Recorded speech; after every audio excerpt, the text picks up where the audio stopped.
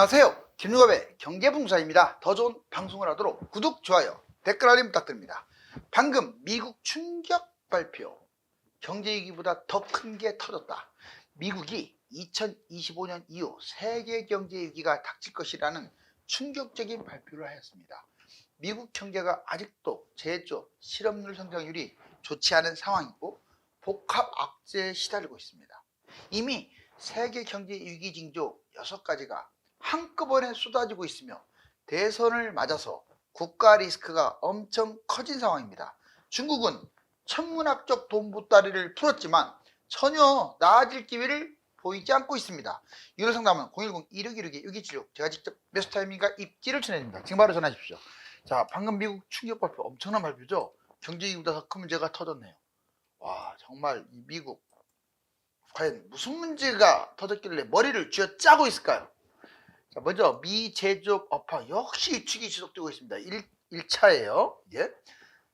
자, 9월 ASM PMI가 47.2. 지금 50 밑으로 떨어지게 되면요, 제조업이 지금 형편없이 추락하고 있다는 건데, 여기 보세요. 제조업 지수 47.8, 50% 미만. 미국 실업률 4.3. 역시 4년 만에 최고치고. 지금 좋아졌다고 했는데도 언론은 떠들어대고 있지만 생각보다 좋아진 게 없어요. 제조업 지수 약간 좋아졌으나 여전히 아주 안 좋아요. 복합 악재, 미국 경기 침체의 늪에 빠지는 상태라고 지금 다들 진단하는데 언론만 아니라고 그러죠. 주가 띄우려고. 실업률이 높고 지표도 부진해요. 빅테크 실적 아주 실망입니다. 지금 반도체주가 전반적으로 축사발 나고 있는 상황이에요. AI 거품론도 지금 다시 한번 떠오르고 있고, 그래서 불안합니다. 증시도. 자, 슈퍼엔저도 종료됐고, 이란 이스라엘 전쟁과 지금 북한까지 참여한 러우 전쟁 가관이죠. 근본 원인, 미국, 유럽, 일본, 대만 주요 국가 주식 거품이 지금 상상 초월이에요. 우리나라만 지금 못 가고 있네요. 금리나 타이밍도 지금 세계적으로 늦었다고 봐요. 부작용이 이제 본격적으로 터지고 있습니다. 위험자산 회피, 주식, 부동산, 달러, 암호화폐, 얘들이 너무, 특히 미국 쪽 너무 거품이 지금 심해요. 지금 미국 거 뭐 투자하면 안 된다고 제가 여러 번 얘기합니다. 세계 결국은 경제 위기다. 그것도 전례가 없는 복합 위기. 긴장감 갖고 철저히 대비해라. 지금 이렇게 그나마 이 B급, A급 말고 B급 언론사들이 계속 떠들어대고 있는데, 너는 너대로 떠들어라. 지금은 전혀 그런 위험한 상황이 아니다. 지금 1급 언론사들은 안 그렇죠. 세계 경제 위기. 주요 증상 볼까요? 먼저 자산 변동. 금값이 지금 이렇게 뛴다는 건 역설적으로 경제가 만신창이라는 거예요. 결국은 주가 폭락, 암호화폐는 왔다 갔다 하겠죠. 경제적인 요인도 보면 전 세계적으로 현재 일자리, 소득 안 좋습니다. 수출입 감소. 우리나라도 지금 수출이 엉망진창이에요. 이번 달 수출 결과 아시잖아요. 그리고 3분기 경제 성장률 0.1%가 뭡니까? 아우, 좀 미치겠어요. 가시적인 현상. 기업은 부도나고 있잖아요. 자꾸 인원 감축한다고 하고. 이 우리나라 문제가 아니에요. 지금 가계는 붕괴되고 있고 성장률은 감소하고 있고, 이러다 뭔 사단이 났는지. 위기 요인, 국가 간 분쟁은 지금 끊이질 않네요. 이 전쟁만이 아니라 무역 관세, 보호무역, 지금 누가 되든지 간에 미국은요 보호무역으로 갈 가능성이 커요. 트럼프의 당선 가능성이 높아진 것도 글쎄요, 별로 좋은 현상 같지가 않은데요.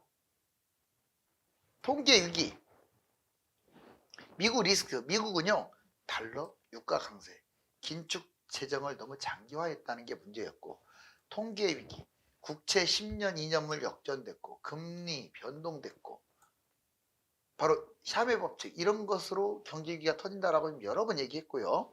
해결 방안, 전 세계 경제 공유를 해야 합니다.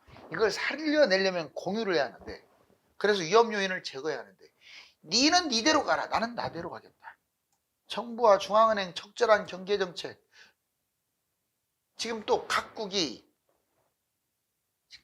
국가 간끼리도 이렇게 협력을 해야 하지만 각 내부에서도 정부 중앙은행도 이 협력을 잘해야 하는데 이게 안 되고 있어요. 지금 위기 요인 사전에 차단, 지금 취약계층, 이익금융권, 기업부도 펑펑펑 터지고 있어요. 자, 미국발 경제 위기를 6가지로 한번. 지금 미국이 이렇게 튼튼한데 뭔 경제 위기냐? 제일 위험한 나라가 미국이에요. 물론 중국 다음이겠지만 미국 자산 거품 때문에 그래요. 자산 거품. 지금 다른 나라를 못 믿으니까 이게 웃기는 게 미국이 너무 거품이 세고 그런데 그래도 믿을 건 미국밖에 없다는 그런 심리 때문에 자꾸 몰려들어가지고 거품이 커지는 거예요. 지금 미국이. 그러면서 뻥 터지겠죠. 자, 자산 거품, 주식 거품이 심하고 달러도 지금 거품이 심하고 채권도 심하고 이거 분기되면요 경제 위기 그냥 옛날에 미국발 금융위기 때처럼 그대로 터지는 거죠. 뭐 나스닥 벌써 연 3회 3% 이상 폭락. 지금 3회가 뭡니까? 4회 5회 앞으로 계속 그럴 것 같은데요. 불안하다 이거죠. 불안하니까 주가가 폭등 나가는 거죠. 이게 경제 위기의 사전징조. 이미 장단기 금리는 여러 번 역전됐어요. 10년물 2년물 역전되면 100% 금융위기라고 했습니다. 바로 일어나지는 않고 한 1년 2년 3년. 자, 금리 인상 후에 인하, 급격한 인하죠 지금. 자, 미국 긴축 정책 이후에 이제 사단이 터지는 거죠. 달러 강세와 금 강세. 달러가 강세뛴다는 것은 미국 거품이 심화된다는 거고, 금이 강세라는 것은 그러한 달러 강세를 포함한 특정 국가 또는 전 세계의 경제가 필요 이상으로 그 위험 자산들이 많이 뛰었다. 즉 주식이라든가 부동산이라든가 국채라든가 이런 불필요한 것들이 지나치게 올랐다. 위험 요인 동시 폭발 위험성이 커요. 거품이 커졌죠. 미국 같은 경우 전쟁이 일어나고 있죠. 중국은 지금 돈을 보따리를 풀었는데도 살아날 기미는 안 보이죠. 침체늪에 빠졌죠. 자, 미국 파산 자산 거품. 미국 사실상 파산입니다. 비트코인 왜 금에 투자하겠어요? 대체 자원으로 투자하는 거 아닙니까? 주식 거품, 채권 거품, 부동산 거품. 지금 미국 부동산 신고가 찍고 있어요. 자, 미국 연방정부 부채. 이것도 연말 되면 또 나올 거예요. 뭐 이렇게 부도가 나네 어떻네 하고 극적으로 퇴보하고. 왜 이런 일이 벌어지냐면 미국이 빚이 어마어마하기 때문에 그래요. 연방정부가 34조 달러예요. 여러분들 어마어마하죠. 또 상업용 부동산은 지금 꺼내지도 않고 있는데 난리예요. 난리. 가격 떨어지는 건 둘째치고 공실 생기는 거. 그 지방은행은 작은 은행이라고 지금 시끄럽게 떠들지 않고 있죠. 우리나라 이금융권처럼 망할 회사들이 망할 은행들이 많습니다. 안전 자산 여러분들 금 한번 그래프 봐보세요. 금 그래프. 자, 올해 와서 금이 얼마나 뛰었는지, 그리고 최근 10년 동안 금이 얼마나 뛰었고, 특히 올해 얼마나 뛰었고, 미친 수준으로 뛰었어요. 그거는 그만큼 미국이란 나라의 불안감이 크기 때문에 그래요. 미국 자산 거품. 주식이 지금 신고가 찍을 상황입니까? 집값이 지금 신고가 찍을 상황입니까? 지금 신고가 찍고 있잖아요. 둘 다. 달러.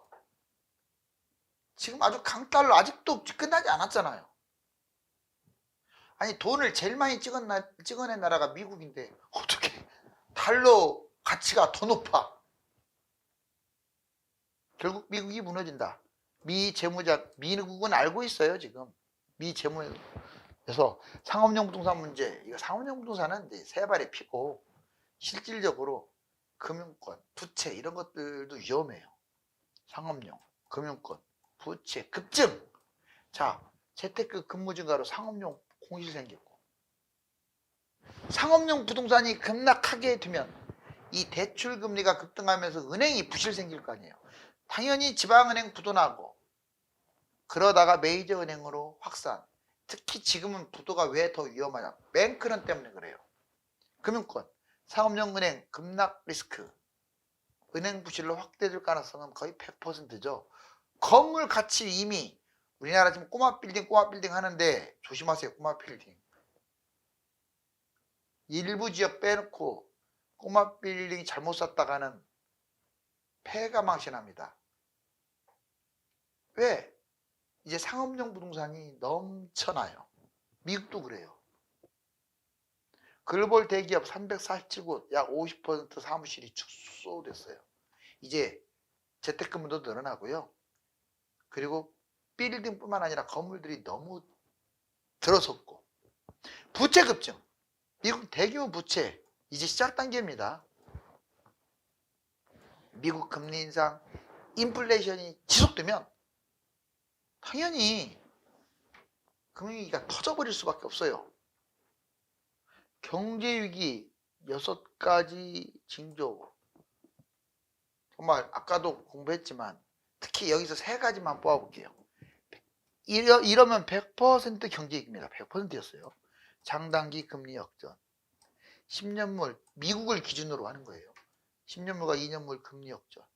역전 후에는 뭐가 터졌다? 경제위기가 터졌다고요. 언제?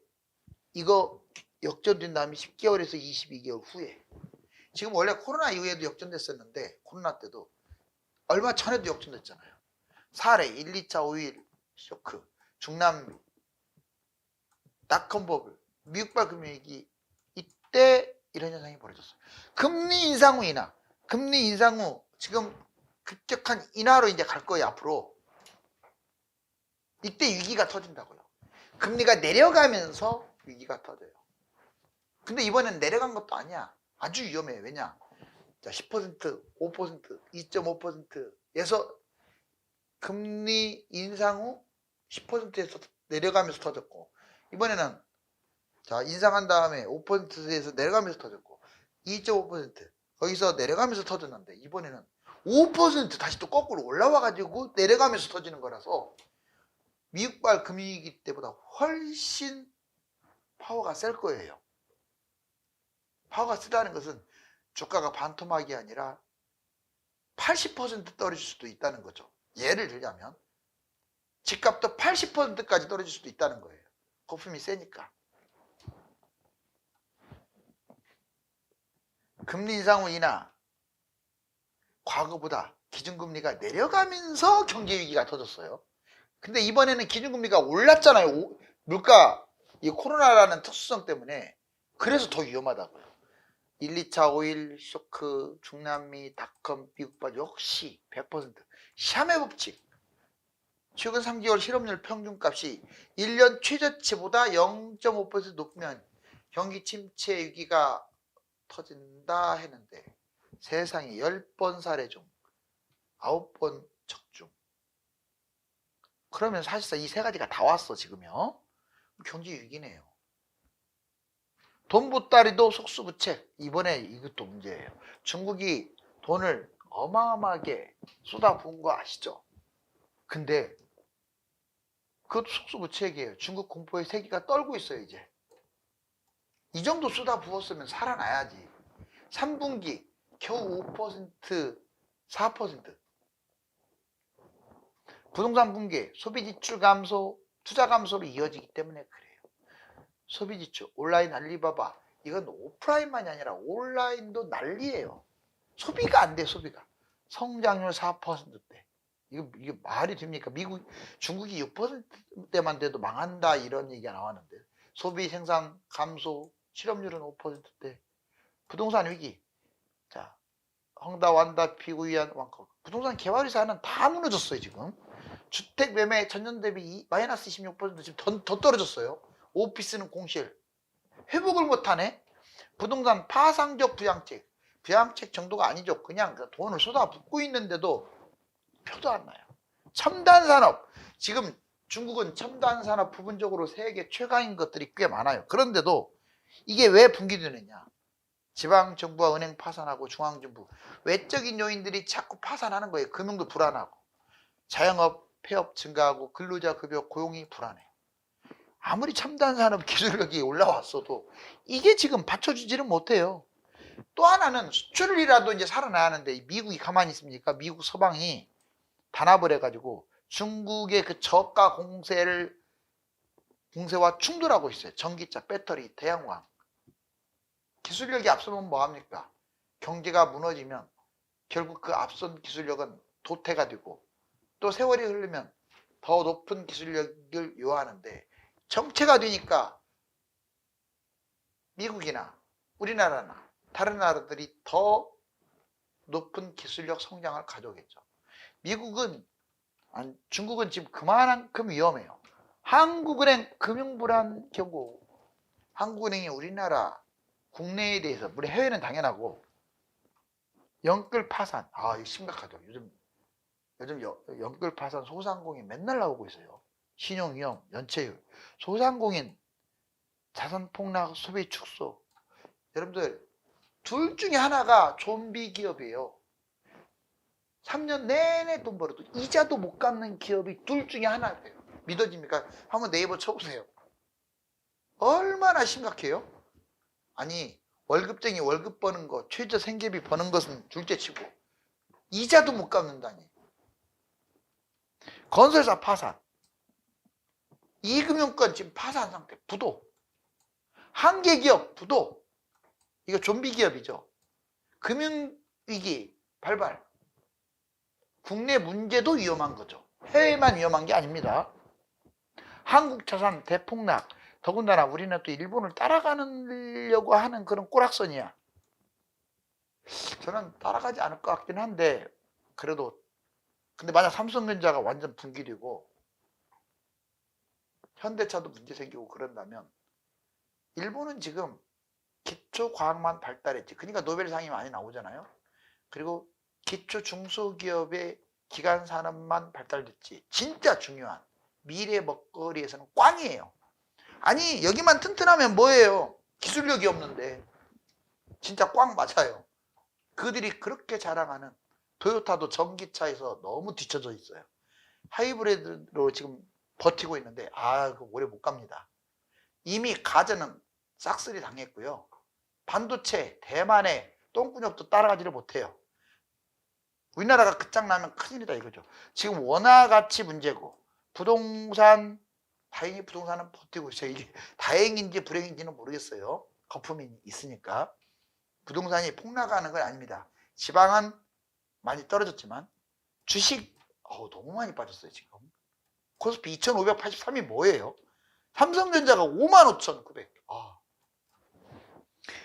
계속 지금 외국인들이 파는 걸로 봐서는 글쎄요, 이거 뭐 장담은 못하지만 이렇게 파는 걸로 보고, 또 삼성전자가 아직 시간이 걸릴 거 아닙니까? 첫 번째는 정신 못 차렸어요. 아직도. 두 번째는 정신 차렸어도 시간이 걸려요. 이걸 봤을 때는 3만 전자도 거기까지도 예상을 하셔야 돼.